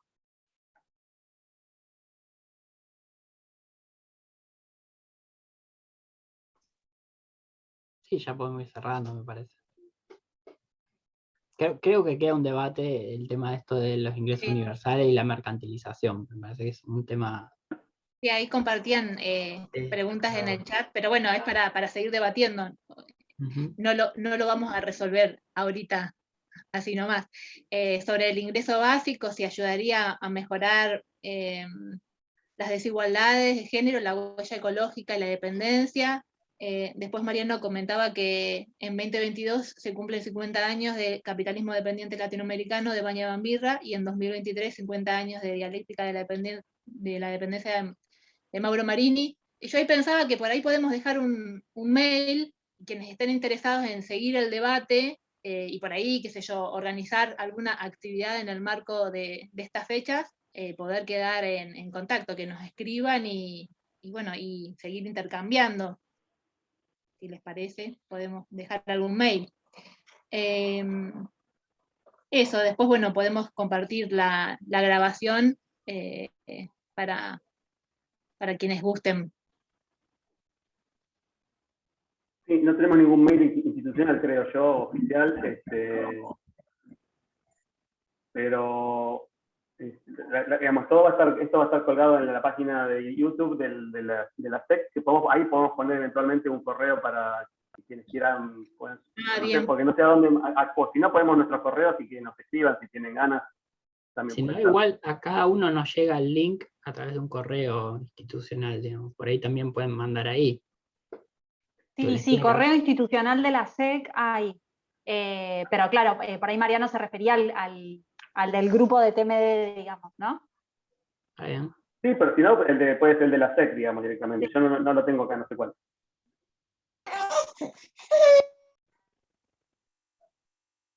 Yo no lo tengo a mano tampoco. Si quieren dejemos alguna persona, yo no tengo problema, dejo el mío y a partir de ahí, a quienes nos escriben, ya con uno institucional le mandamos la grabación y después encaramos por algún grupo más institucional. Genial, hagamos eso y así podemos seguirla. Seguramente habrá otros momentos para poder seguir conversando.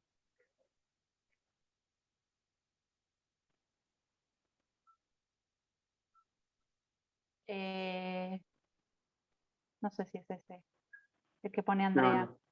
No. No sé si es eso. Bueno. Ahí está entonces el de Paula y el de la sociedad, ahí está el que Patricia puso el de la Sociedad de Economía Crítica. Bien. Ahí está, mira. Así que, bueno, antes de que se vayan todos,